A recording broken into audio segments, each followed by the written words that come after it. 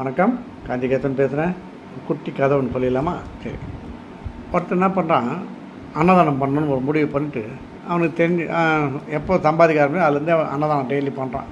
குறைஞ்ச ஒரு 200-300 பேருக்கு டெய்லி சாப்பிட்டா நல்லதுன்ட்டு பெரிய ஆண்டாலும் வச்சு சாப்பாடெலாம் வச்சு அதை பண்ணிட்டுருக்கான்.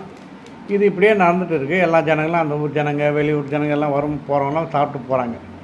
இது இப்படி இருக்கும்போது ஒரு நாள் இவன் அன்னதானம் அந்த அண்டா திறந்து பண்ணிகிட்டு இருக்கும்போது மேலே கழுகு ஒன்று பாம்பு கொத்தி எத்தும்போது அப்போ அந்த பாம்பு வலியால் அதனுடைய பாய்சன் விஷம் இந்த ட்ரம்மில் விழுந்தோடனே இதை கவனிக்காமல் இவங்க சாப்பாடு கலந்து எல்லோரும் கொடுத்துட்றாங்க. இதை சாப்பிட்டதில் ஒரு 4-5 பேர் ரொம்ப சீரியஸாக போயிடுறாங்க. இந்த சாப்பாடு சாப்பிட்டு அதில் 2 பேர் இறந்து போயிடுறாங்க. இது அந்த ஊர் ராஜாவுக்கு தெரிஞ்சு அவர் உடனே பேன் பண்ணிடுறார். நீ அன்னதானம் பண்ணக்கூடாது, உன்னால் தான் இப்படி ஆச்சு, நிறுத்திடணும். இது மாதிரி 4 பேர் சீரியஸாக 2 பேர் இறந்துட்டாங்கன்னு இதை அப்படியே மேலே ஊற்றும் போது அங்கே சித்திரகுப்தன் யோசிக்கிறார்.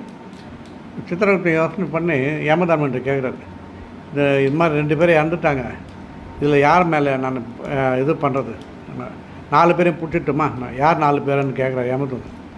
இந்த சமையல் சாப்பாடு தர்மம் பண்ணிருப்பார், அவரையும் பிடிக்கிறேன், அப்புறம் அந்த பாம்பு அந்த கழுகு பிடிக்கிறேன், அந்த சாப்பிட்டார அவரையும் பிடிக்கிறேன்.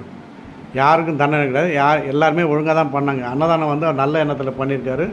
அதை கொடுக்குறவங்களும் நல்ல எண்ணத்தில் தான் சாப்பாடு போட்டிருக்காங்க.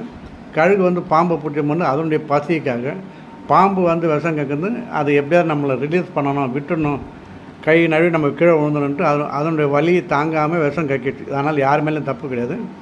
இது அப்படியே இருக்கட்டும், நான் சொல்லும்போது இன்னும் ஒரு 4 மாதம் டைம் கொடுங்க, அப்புறம் பார்த்துலான்ட்டு.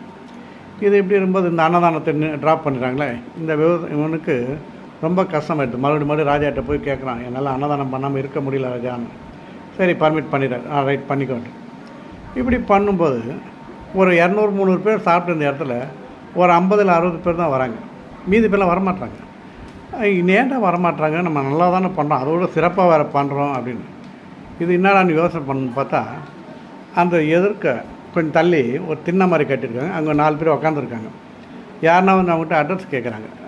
இங்கே அன்னதானம் எங்கேயோ சாப்பாடு போடுறாங்கமே எங்கேன்னு கேட்டால் அந்த 4 பேரில் சொன்னாங்க, அது அந்த எதிர்க்க போடுறான் பார், சாப்பிட்டோன்னா சீக்கிரம் செத்துருவ நீ, அந்த விஷங்கள்ல சாப்பாடு தான் அங்கே போடுறாங்க, இது வரைக்கும் 2 பேர் செத்துட்டாங்க அப்படின்னு சொல்லி சேனல்களை கம்மி பண்ணிட்டாங்க. இது இவனுக்கு ரொம்ப வருத்தமாயிடுச்சு. இது மேலே தெரிஞ்சு போயிட்டு உடனே அந்த யமத்தொன்று சொல்ல, சித்திரகுப்தன் கூப்பிட்றேங்க, வா, நீ 4 பேர் பழிவானல அந்த உக்காந்துருக்கான், 4 பேரை பிடிச்சின்னு வந்துடு. இவனுங்களால தான் அந்த தர்மமும் கெடுது, எல்லாம் கெடுது. ஒன்றும் தெரியாமல் பேசுகிறாங்க, இதை மாதிரிலாம் இருக்கக்கூடாதுன்ட்டு அவனை அள்ளி போயிடுறாங்க. இதுதான் கதை.